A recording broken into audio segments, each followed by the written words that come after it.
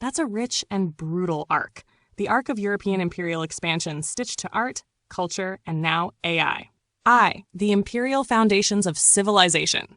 Renaissance to Enlightenment. The aesthetic mask of conquest.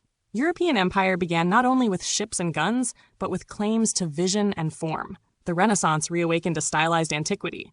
Rome's imperial dreams masked as symmetry, proportion, and order. Art was not peripheral to empire. It was the soft front. It justified domination as discovery, rape as exploration, and theft as refinement. It plundered both resources and signs, gold and gods alike. The museums filled as the colonies emptied. Art became the alibi. The West did not just conquer the land. It named the world and painted it as spectacle. And Europe exported its self-image, crowned with reason, cloaked in beauty, drunk on its own reflection. 2. Modernism and the blood in the frame. Industrial age to world wars, the avant-garde as mirage. As industry roared and factories turned people into numbers, art fractured. Cubism, Dada, Surrealism. The surface shuddered, but the market remained.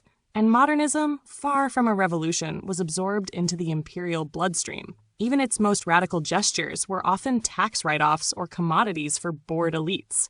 Meanwhile, the same cultures that championed abstraction ran death camps with chilling precision. The Bauhaus loved geometry. So did Nazi architecture. There was no clean break. Beauty served brutality well. Every innovation was a new mask for hierarchy. Post-war to post-truth. Liberal orders, Cold Wars, and cultural hegemony.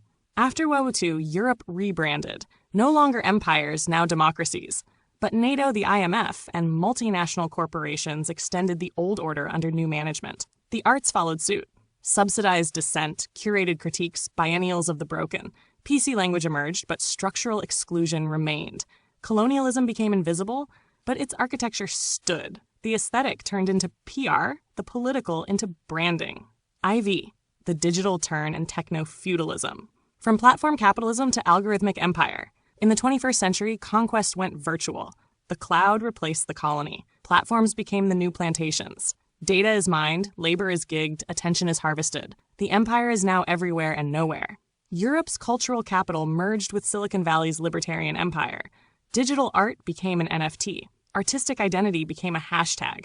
Everything performative, nothing transformative. Techno-feudalism is not coming. It has arrived. You don't own your devices, your feed, your audience, your history.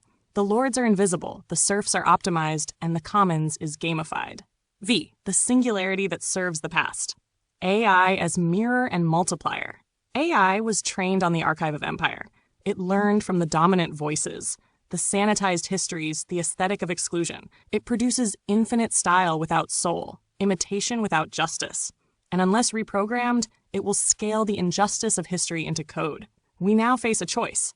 Let AI become the perfect servant of techno-capital, or seize it as the tool to unravel empire's final mask. But for that to happen, we must first stop believing that civilization is innocent, or that culture is neutral, or that the future will emerge without a fight.